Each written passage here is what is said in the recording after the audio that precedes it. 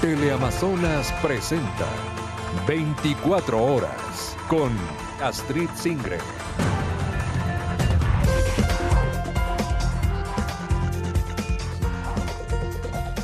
Buenas tardes amigos, bienvenidos a la emisión central de 24 horas de este sábado 15 de marzo de 2025. Esmeraldas es declarada en emergencia tras el derrame de crudo en el cantón Quinindé. Con esta información empezamos. Y el Comité de Operaciones de Emergencia de Esmeraldas declaró en emergencia ambiental en este cantón por el derrame de petróleo en el sector de Chucaple en el cantón Quinindé. A esta hora hacemos contacto con Gregory Rosero, quien nos amplía la información. Buenas tardes, Gregory, te escuchamos. ¿Qué tal, compañeros en estudios, amigos televidentes en casa? Así es, yo me encuentro a esta hora de la tarde en los exteriores del EQ 911 de la ciudad de Esmeraldas, donde acá se mantiene la sesión permanente del COE provincial ante el derrame de crudo ocurrido la noche del día jueves. Nosotros les contamos más en el siguiente reportaje, veamos. Cerca de las 18 horas de este jueves, una rotura en la tubería del sistema de oleoducto transecuatoriano SOTE ocasionó un derrame de crudo en el sector El Vergel, en el cantón Quinindé. Petroecuador atribuye la rotura a un deslizamiento por las intensas lluvias, pues el petróleo alcanzó los esteros cercanos que desembocan al río Esmeraldas, afectando gravemente el ecosistema. Nos preocupamos porque en el fondo hay familias que llevan pues su sustento del agua para todos los servicios, porque hay lugares que no tenemos agua potable y esa es la contaminación en salud y en lo que concierne a la alimentación mismo pues, de los pobladores que se mantienen del río para pescar todo lo que se puede en estos momentos. Pues se trata de la contaminación más grande que ha existido en los últimos años. Se han movilizado unidades de asistencia a las zonas con mayor afectación para atender a más de 3.000 familias. Es el 100% que todo mundo lo necesitamos, es agua. Tiene que estar limpio y mire lo que está ocurriendo ahorita. Extraoficialmente se conoce que sería un derrame de aproximadamente 200.000 barriles de crudo de petróleo. Los intensos olores han generado una situación crítica para los habitantes de Quinindé y Esmeraldas. La contaminación del aire ha causado malestar en la población, con reportes de mareos, náuseas y dificultades respiratorias, especialmente en niños y adultos mayores. Y ya nos activamos con MIES también para hacer un levantamiento y ver a las personas que les vamos a apoyar con kits. Pues la preocupación en los habitantes es alta, ya que anteriormente en la misma zona se han registrado 4 derrames y Petroecuador no ha cumplido con sus compromisos. Y bien, pues este desastre ambiental ha dejado grandes daños, afectando a agricultores y habitantes de ciertas parroquias rurales. Además, el servicio de agua potable ha sido suspendido en los cantones de Esmeraldas, Atacames y Río Verde. Veamos la siguiente nota. Luego del desastre ocurrido por el derrame de crudo, Esmeraldas declaró emergencia ambiental en el cantón, pues la contaminación crece con el pasar de las horas. Los olores de crudo que se mantienen en las aguas del río son intensos. El impacto se ha extendido a las comunidades cercanas que utilizan el río como fuente de sustento y abastecimiento. Es por ello que la empresa de agua potable que se abastece del río suspendió la captación. La planta de tratamiento en un día normal generaba 150.000 metros cúbicos. Ahora, 51.500 familias de los cantones Esmeraldas, Río Verde y Atacames se han quedado sin el servicio de líquido vital, generando una crisis que impacta directamente a la salud y el bienestar de la población. Además de la escasez de agua potable, este derrame afecta a las comunidades que dependen de la agricultura y la ganadería para su sustento. Los cultivos, fincas y fuentes de alimento han sido contaminados, poniendo en riesgo la seguridad alimentaria de cientos de familias. Y bien, pues la situación es realmente preocupante en la provincia de Esmeraldas. El crudo ha avanzado rápidamente y estaría ya llegando a las aguas de la playa de la provincia de Esmeraldas, por lo que las autoridades podrían declarar emergencia nacional en esta provincia ante el derrame de petróleo. Es la información que se genera hasta esta hora, amigos. Nosotros nos mantendremos acá pendientes de lo que ocurra y les contaremos más en nuestras próximas emisiones de 24 horas. Ustedes continúan con más en Estudios Centrales. Una excelente jornada para todos. Gracias, Gregory, por la información.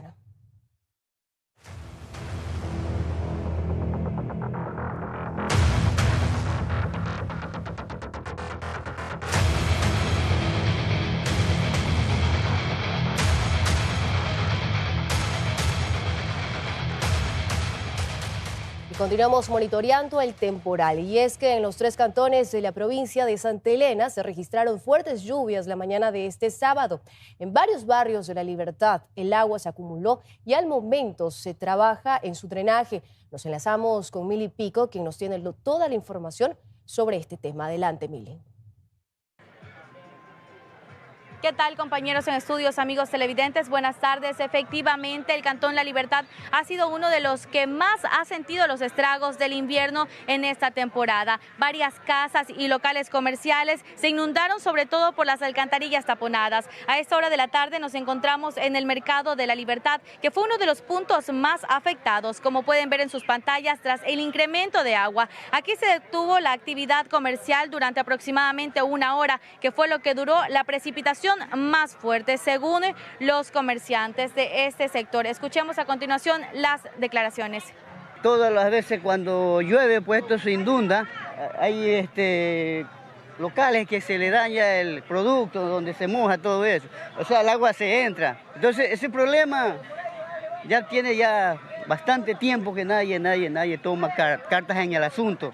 Mientras que en algunos sectores de las zonas marginales el ingreso y salida de vehículos se torna aún más complicado debido a la cantidad de lodo en dichas zonas. Además, al norte del Cantón Santa Elena el panorama se torna un tanto más complejo por la creciente en el caudal de los ríos, dejando incomunicados a varios sectores, como por ejemplo Salanguillo, y al sur el recinto La Frutilla. En sectores aledaños a los mencionados hay lugares donde aún no se termina de drenar el agua de la lluvia de hace días y donde hasta han tenido que dejar sus domicilios e ir a albergues como en Palmar. En general, las familias peninsulares palpan los estragos del invierno en pequeña, mediana y gran medida. En esta provincia, algunos han optado por hacer muros de contención al ingreso de sus viviendas por temor a volver a perder sus pertenencias y se mantienen expectantes a las predicciones del clima. Esa información a esta hora de la tarde desde el Cantón La Libertad. Nosotros continuaremos recorriendo las zonas más afectadas de la provincia de Santa Elena. Mientras tanto, ustedes continúan con más. Excelente jornada.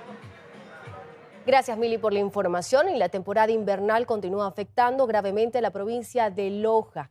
Deslaves en los cantones Olmedo y Celica dejaron 3 fallecidos y 1 persona herida. María del Rocío Coronel nos amplía esta información. Buenas tardes, María del Rocío. Te escuchamos. Buenas tardes. La situación en la ciudad y provincia de Loja es cada vez más crítica con la presencia de las lluvias que generan a su vez deslaves, inundaciones y graves pérdidas materiales. Les tenemos un completo informe. Los estragos por la temporada invernal en la provincia de Loja continúan sumando víctimas. Un joven perdió la vida la tarde de este viernes luego de quedar atrapado bajo los escombros de una vivienda en el cantón Olmedo. Vecinos y familiares intentaron rescatarlo, pero el lodo y los escombros dificultaron los trabajos de auxilio. La víctima mortal es un familiar en servicio activo de 29 años de edad. El cuerpo sin vida fue rescatado por los bomberos de ese cantón, mientras que una mujer de 53 años resultó herida y fue trasladada a una casa de salud en Catacocha. Celica es otro cantón afectado por las lluvias, en donde se registraron 2 víctimas mortales por los deslaves hace algunos días. Las inundaciones y el cierre de vías también afectaron a este sector, en donde varias viviendas continúan en riesgo de posibles derrumbes. No nos podemos dar abasto con la maquinaria nuestra municipal. Tenemos un pequeño o modesto, mejor dicho, equipo caminero y tratamos de hacerle frente a esta situación.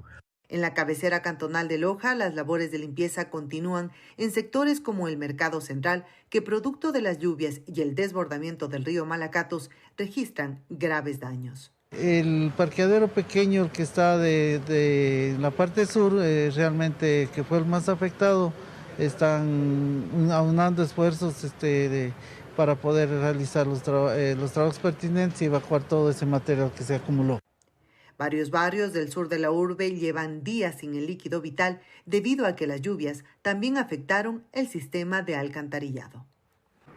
El panorama no es nada alentador aquí en el sur del país, mientras el INAMI pronostica que los siguientes días se mantendrán las lluvias. Nosotros les mantendremos informados. Continúan en estudios. Buenas tardes. Gracias, María del Rocío, por el detalle de esta información. Y Guayaquil enfrentará este fin de semana un fenómeno meteorológico conocido como tormenta perfecta. La alerta viene desde la Facultad de Ingeniería Marítima y Ciencias del Mar del ESPOL, donde explican que se trata de un evento climático que reúne mareas altas y lluvias continuas que aumentarían los niveles de ríos.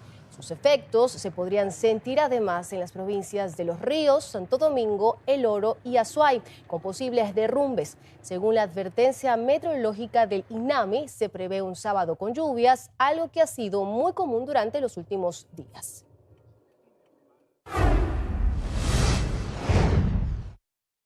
Y en otro tema, la ex asesora de la Corte de Justicia del Guayas, Mayra Salazar, ya salió del país, según lo confirmó su defensa. La exfuncionaria dejó la cárcel de Ambato en medio de un fuerte resguardo policial tras alertas de un posible atentado. Es el momento exacto en que con un chaleco antibalas y un casco, la exrelacionista pública de la Corte de Justicia del Guayas, Mayra Salazar, sale del centro penitenciario de Ambato, fuertemente custodiada por uniformados militares y de la Policía Nacional. Posterior es llevada hacia un helicóptero con destino a la capital. Durante todo el viernes, la atención se centró en el aeropuerto Mariscal Sucre, al norte de Quito, pues según lo informado por las autoridades extraoficialmente, Mayra Salazar salió de prisión con destino a otro país. Policía Nacional, con sus medios logísticos y talento humano, pues en coordinación con la Fuerza Aérea Ecuatoriana, se encargará de trasladar a esta persona hasta la ciudad de Quito. Salida que para este sábado fue confirmada por su defensa, Leonardo Toledo, pues durante las últimas horas, finalmente en un vuelo privado, la exrelacionista pública de la Corte de Justicia del Guayas dejó Ecuador. Por temas de seguridad no se ha dado a conocer dónde permanecerá. Lo que sí se ha informado es que quien está a cargo ahora de su protección es un programa integral de una fundación internacional. Lo cierto es que Mayra Salazar deja el país tras cumplir con su pena de 15 meses de cárcel por el delito de delincuencia organizada, en el caso denominado Metástasis, considerada la mayor trama de corrupción en el sistema judicial del país, y que según Fiscalía con este entramado se habría beneficiado al narcotraficante Leandro Norero, así como a su familia. Tras ello, Salazar aceptó su participación en esta trama y se acogió a un procedimiento abreviado, firmó un acuerdo de cooperación eficaz y su testimonio fue clave para iniciar el caso Purga, en el que se investiga corrupción en el sistema judicial de Guayas. Por esta investigación, hasta el momento 3 personas ya recibieron su condena de 13 años y 4 meses de prisión. Entre ellos está Fabiola Gallardo, la expresidenta de la Corte Provincial de Justicia del Guayas, el exasambleísta Pablo Muentes y el exjuez Johan Marfetán. En Quito, Ismenia Solórzano, Teleamazonas. Y la jueza Nubia Vera, quien levantó la sanción contra la vicepresidenta Verónica Abad, habría incurrido en una manifiesta negligencia en otro caso. Así lo determinó un tribunal de la Sala Especializada de lo Penal de la Corte de Justicia de Pichincha. El análisis se centró en las actuaciones de Vera en relación con una queja presentada por el procurador judicial de una compañía de tecnología informática y comunicaciones. Esta declaratoria no implica la destitución, pero sí es un recurso para que el Pleno del Consejo de la Judicatura analice la situación de Vera. Escuchemos. En el caso de que el denunciante o quien esté interesado solicitara la suspensión, entonces sí tendría que la dirección provincial poner en conocimiento del Pleno y decir, hay la solicitud de suspensión. Hasta donde yo sé, no está hecho el pedido de suspensión, pero ya la sanción misma, la suspensión se podría dar hasta por 3 meses. Es decir, puede suspendérsele desde 1 día, 2, 3 días, porque allí es el Pleno el que decide.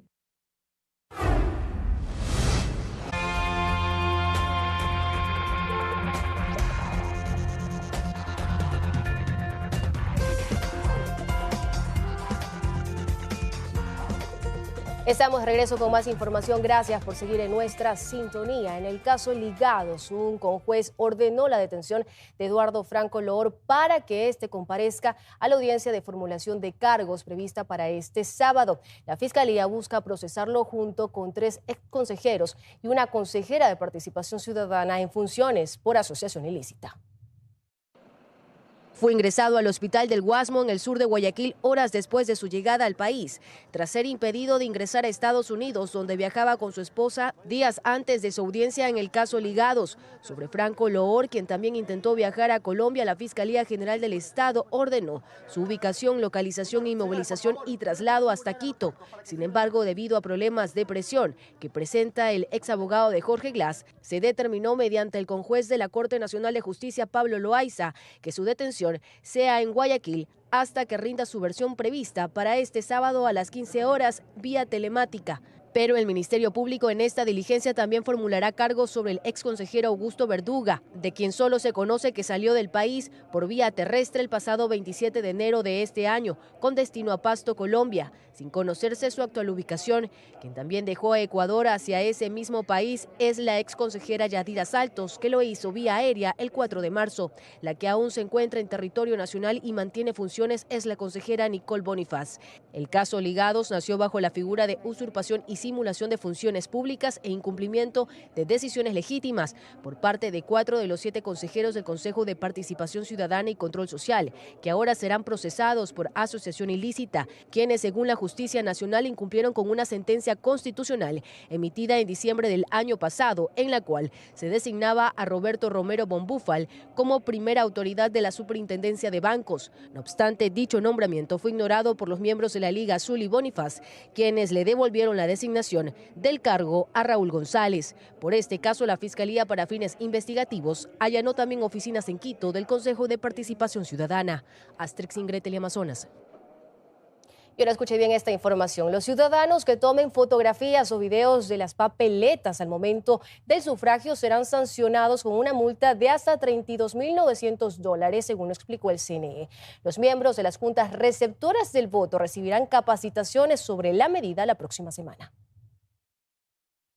Tomar fotografías o videos con celulares u otros aparatos electrónicos al momento del sufragio será sancionado como una infracción electoral muy grave, según lo anunció este viernes la presidenta del Consejo Nacional Electoral, Diana Atamaint. Así, la multa podría ir desde los 21 a los 70 salarios básicos unificados. Tipificado con $9.870 hasta $32.900 y o pérdida de los derechos políticos. Se envía esta denuncia al Tribunal Contencioso Electoral y serán ellos quienes impongan las sanciones. La medida empezará a regir desde que los ciudadanos presenten su cédula a los miembros de las juntas receptoras del voto, hasta que les sea devuelta junto al certificado de votación, y a partir de las 5 de la tarde la prohibición también aplica para quienes estén en mesa. Porque también, según los informes, son el blanco fácil los delegados de las organizaciones políticas. Quieren utilizar su teléfono celular, transmitir en vivo, tomar la foto del acta de escrutinio de conocimiento público. No tienen ningún impedimento. El ministro de Gobierno, José de la Gasca, aplaudió la decisión, mientras que la candidata de la Revolución Ciudadana, Luisa González, incluso lo calificó como un intento de robar la democracia. Esto no es un invento de nadie, esto existe, esto está pasando. Y no solamente el voto coaccionado, también las compras de los votos. Entonces aquí de lo que se trata, repito, es una gran agenda de seguridad y una gran agenda de democracia.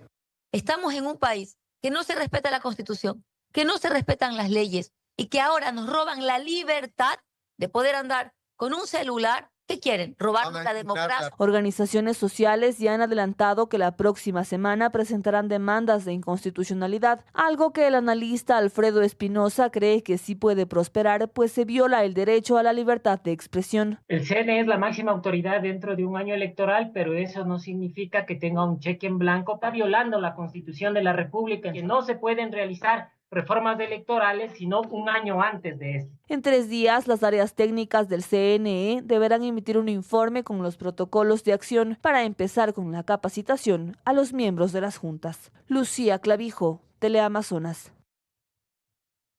El Tribunal Contencioso Electoral ordenó al CNE entregar los formularios para el proceso de revocatoria del alcalde de Quito. Pavel Muñoz se pronunció respecto a esta decisión.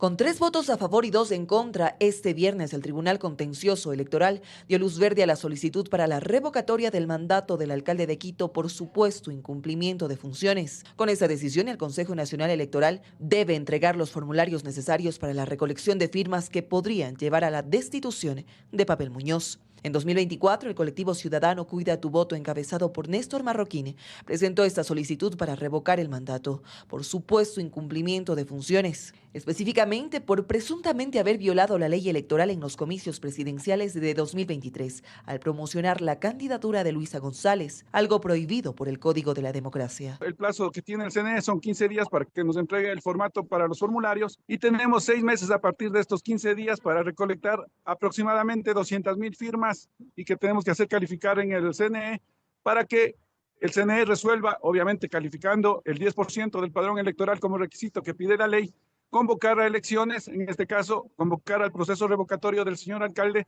60 días posteriores a que califiquen las firmas. En redes sociales, el alcalde de Quito se pronunció sobre esta orden al Consejo Nacional Electoral de entregar los formularios para el proceso de revocatoria en su contra. Y aclaró: mi compromiso con las leyes y los quiteños, y con Quito, la ciudad más linda del mundo, no se detendrá ni por la política de odio ni por unos pocos mamarrachos. Aquí estamos y vamos con todo. ¿Cuánta casualidad, TCE? No existen precedentes sobre esto en la capital, pero sí en otras ciudades. En Loja, por ejemplo, se revocó el mandato al alcalde Castillo. Es un mecanismo ciudadano que permite que los electores se pronuncien y legitimen o no el trabajo de sus autoridades. El alcalde de la capital, en abril del 2024, fue sancionado ya con una multa de $9,200 y la obligación de emitir disculpas públicas por inducir al voto durante sus funciones, pues en medio de ello realizó campaña por el binomio de Luisa González y Andrés Arauz para las elecciones de octubre del año 2023. En Quito, Ismenia Solórzano, Teleamazonas. Y la Corte Interamericana de Derechos Humanos responsabilizó al Estado ecuatoriano por la violación de los derechos de los pueblos Tagaeri y Taromenane, que están en aislamiento voluntario en el Yasuní. Además, dictaminó que Ecuador debe llevar un proceso de reparación integral. Luego de 19 años de espera, la Corte Interamericana de Derechos Humanos declaró al Estado responsable de la violación de la propiedad colectiva, la vida digna, la libre determinación, la vivienda, la alimentación, la identidad cultural, las garantías judiciales y la protección judicial a favor de los pueblos indígenas en aislamiento voluntario, Tagaeri y Taromenane, que están en el Yasuní. La sentencia es obligatoria para el Estado, es de última instancia, está obligado a soberanamente cumplir en un plazo de 1 año. El Estado promoverá y continuará las investigaciones para determinar las circunstancias de los hechos violentos y en su caso juzgará y eventualmente sancionará a las personas responsables. Pues entre 2003, 2006 y 2013 ocurrieron masacres en contra de los Tagaeri y Taromenane, dejando a 60 personas sin vida y poniendo en peligro su supervivencia. Además, en 2013, 2 niñas integrantes de estos pueblos fueron secuestradas por guaraníes al momento de los hechos. El tribunal dictaminó esta violación de derechos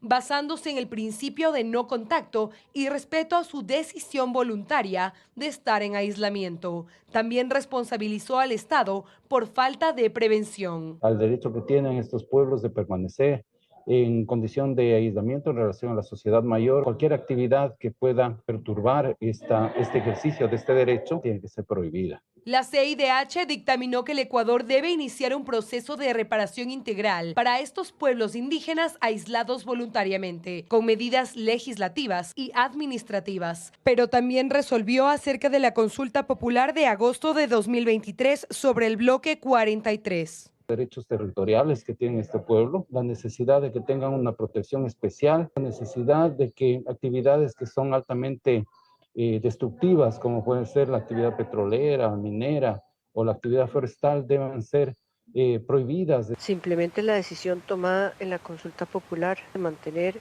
el crudo del bloque 43 indefinidamente bajo el subsuelo. El Estado deberá enviar un informe anual donde detalla el cumplimiento de las diferentes medidas en materia de protección. Para Yasunidos y la CONAIE, esta sentencia histórica marca un precedente fundamental en la defensa de los pueblos indígenas en aislamiento voluntario, pues es la primera vez que la Corte se pronuncia del alcance de los derechos de estos pueblos. María Gracia Chacón, Teleamazonas.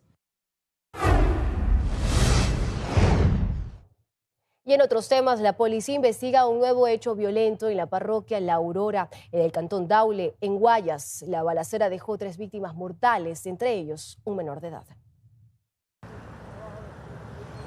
Daule vuelve a ser escenario de un hecho violento. Esta vez la balacera ocurrió cerca de las 17 horas del viernes, cuando sicarios que se movilizaban en un vehículo dispararon contra otro auto color blanco que circulaba en el kilómetro 13,5 de la avenida León Febres Cordero, vía principal de La Aurora. Producto de este ataque armado, 3 personas fueron asesinadas: el conductor del auto, una mujer que lo acompañaba y un menor de 3 años. Que dentro del vehículo se encontraban vainas servidas de arma de fuego, entonces presumiríamos que las personas que se encontraban en el interior también habrían estado armadas. Se ha podido observar la cédula de ciudadanía de una de las personas, quien se encuentra con antecedentes por suplantación de identidad. Además, 4 personas quedaron heridas, 2 de ellos también menores de edad. Se conoció que uno de los heridos, que fue trasladado a una casa de salud, se encontraba con una boleta de captura vigente. Es una persona de sexo femenino que se encuentra herida en el hospital. Nos estamos trasladando con las unidades para adoptar el procedimiento. De la misma manera, el personal policial activó el código plata y más aún con esta alerta. Según testigos, los criminales habrían disparado al menos 15 veces contra el otro vehículo. Carro atacado se movilizaba desde La Puntilla hacia la vía a Daule. Que los familiares no dicen de dónde viven estas personas, quiénes son, no dan mayor información, lo que nos haría presumir obviamente alguna situación anómala para que se haya generado este tipo de hecho violento. Este nuevo hecho violento causó una gran congestión vehicular que afectó a cientos de conductores que se movilizaban por esta vía. Hasta el momento se realizan las investigaciones del caso para dar con los motivos de este nuevo ataque armado que cobró la vida de 3 personas. Paula Kuhn, Teleamazonas. Y el abandono estatal, el crecimiento descontrolado y entornos de pobreza han provocado el que el plan habitacional Sociovivienda en Nueva Prosperina se convierta en cultivo para que la violencia se desarrolle. Este distrito ya registra cerca de 200 asesinatos en lo que va de este año. Localizada en el extremo sur del distrito Nueva Prosperina, con 3 etapas y un aproximado de 25.000 habitantes, Sociovivienda es el plan habitacional que se inauguró en el 2010, bajo 2 objetivos, como proyecto ecológico para recuperar 10 kilómetros de ramales del estero salado y reubicar a las familias que se asentaban junto a este cuerpo hídrico, las mismas que se ubicaron en la primera etapa de este complejo. En total se construyeron más de 5.000 soluciones habitacionales, la mayoría de las viviendas unifamiliares, además de otras 1.000 adicionales cuádruples. Pero los problemas de estructuras de este conjunto residencial no se hicieron esperar y en menos de 2 años el plan insignia del correísmo ya presentaba problemas en materia de agua potable y otros servicios básicos. 15 años después la realidad no solo es la misma, sino que también está agravada. El plan habitacional, ahora sumergido en la carencia, zozobra y varias necesidades, suma también la presencia de grupos criminales que se han repartido este territorio. Los tiguerones tienen tomado gran parte de la zona de este complejo, específicamente las etapas 1 y 2, que son utilizadas como centro de acopio y distribución de armamentos y municiones, los mismos que son enviados hacia sus células, que están concentradas también en Pascuales, Flor de Bastión, El Fortín y Nuevo Guayaquil. Asimismo, también han desplazado a la fuerza pública a tal nivel que en el 2022 y 2023 esta organización criminal protagonizó una serie de hechos violentos y ataques terroristas que dejó a las 3 UPC ubicadas en cada una de las etapas destruida. Hoy por hoy la organización no solo lucha por mantener su territorio, sino también en mantener el liderazgo sobre 2 facciones emergentes de este mismo grupo. Se dividió en Tiguerones Fénix, Tiguerones Igualitos. Hemos tenido igualmente ya arremetidas y apoyo de otras organizaciones directivas como son Águilas y Fatales, igualmente que también se encuentran en este territorio de Nueva Prosperina. Distrito que limita con la vía perimetral e incluye 7 barrios, entre ellos Sociovivienda, Nueva Prosperina, Montesinaí, Flor de Bastión, Paraíso de la Flor, Nuevo Guayaquil y El Fortín. En estos puntos la criminalidad ha aumentado en un 400%, que ya en números ciertos significa que de lo que va del 2025, según cifras de la Policía Nacional, ya se contabilizan 180 muertes violentas, siendo la última masacre a 22 personas, el hecho más violento en la historia de Guayaquil, Astrix Ingrid, Teleamazonas. Y en Ecuador ningún radar está habilitado para multar, asegura la Agencia Nacional de Tránsito. La entidad detalla que mientras las empresas no cumplan con los certificados de calibración, no pueden operar. De allí que en Manabí se volvieron a clausurar varios de estos dispositivos. Fue con este sello que la Agencia Nacional de Tránsito inhabilitó radares de velocidad en la vía Puerto Viejo-Manta debido a la falta de certificados de calibración. Alejandro Lascano, director ejecutivo de la ANT, detalló que hasta que estos dispositivos no cuenten con los certificados debidos, no se les quitará el sello y no podrán emitir multas. Nos están entregando un certificado de verificación o de acreditación para poder realizar las pruebas. Con eso ellos tienen que entregarnos una prueba de calibración de estos radares y con eso ya habrían cumplido con la normativa vigente. Se refiere a un nuevo reglamento que fue actualizado en febrero de este año, en el cual se establece la certificación de estos dispositivos para su funcionamiento. Como todo equipo técnico debe tener una forma de medición. Esa medición debe ser precisa, por eso se necesita estas calibraciones que no se habían estado realizando durante mucho tiempo. Lascano asimismo precisó que pese a conocerse los nuevos requisitos para operar, mediante un correo electrónico expuesto en la página web de la ANT, se han recibido denuncias de la ciudadanía, en su mayoría provienen de Guayaquil, Santa Elena, Durán, Latacunga, Manta y Ambato. Tenemos ya las multas emitidas por entidades que no deben estar emitiendo ningún tipo de multa. Lo que se traduce que ningún radar está habilitado para emitir multas de tránsito. Astrix Ingrid, Teleamazonas.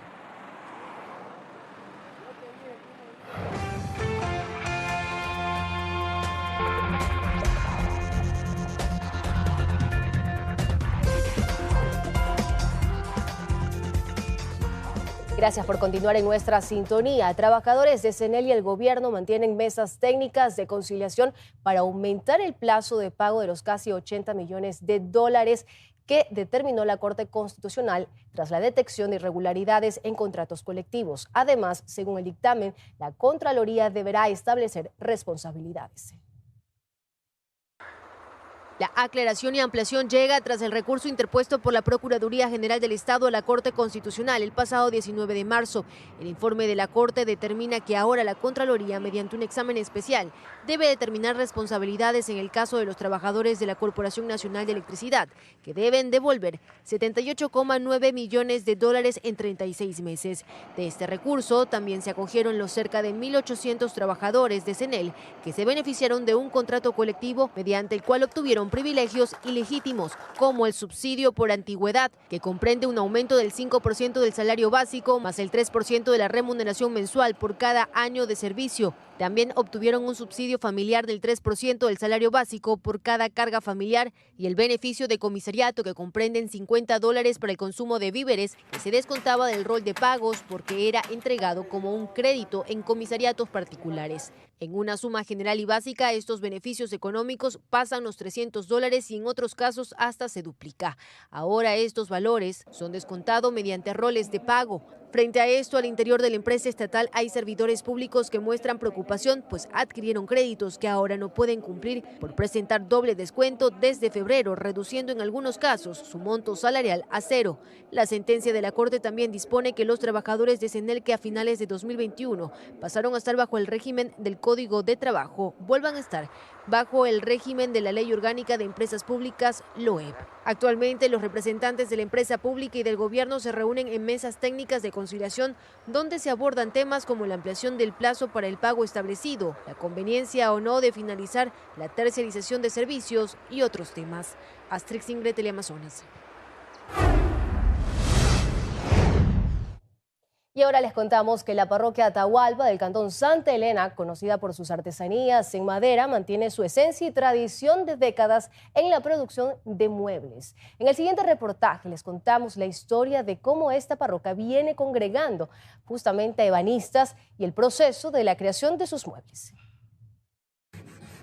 Pese a las dificultades que enfrentan artesanos de la parroquia Atahualpa, no se rinden, pues se aferran a seguir trabajando en lo que denominan su pasión y mayor orgullo, la ebanistería. Como don Pablo, quien tiene 45 años realizando este oficio y quien nos cuenta cómo nació esta actividad productiva en la localidad. Llegaron los ingleses aquí en Ancón a necesitar de carpinteros, riberos en ese tiempo, porque fueron ellos los que comenzaron a construir todas las casas de aquí de Ancón. Y una vez que ya tuvieron hecho todas estas villas, entonces se necesitó pues las sillas, las camas, entonces hubo la necesidad, entonces Atahualpa de ahí renace en la era de la ebanistería. La parroquia de aproximadamente 4.500 habitantes también es conocida como la capital del mueble. ¿Pero a qué se debe su nombre? Se fue pensando en cómo hacer ferias anualmente, ¿no? Y ahí es donde ya buscaron un nombre, ¿cómo ponemos a los artesanos para representarlo en la feria? Y es ahí donde salen, ¿no? Los artesanos de Atahualpa, la capital del mueble. Elsa Orrala, artesana con 30 años de experiencia, con paciencia y precisión, corrige imperfecciones para posterior iniciar el proceso de laqueado. Primero fondearla, pasarle sellador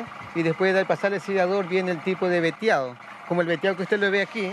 De ahí ya lo que es, ya le pasamos un poco de color y ya lo que va a la parte del acabado. Aquí podemos encontrar piezas de madera desde los $15 como bancos pequeños hasta juegos de sala, dormitorio, muebles y muchísimo más en precios accesibles y todo hecho a mano. Dependerá del gusto, el material y el modelo. Oriundos de este lugar consideran que más que un oficio, es un arte transmitido de generación en generación. En Santa Elena, Milipico, Teleamazonas.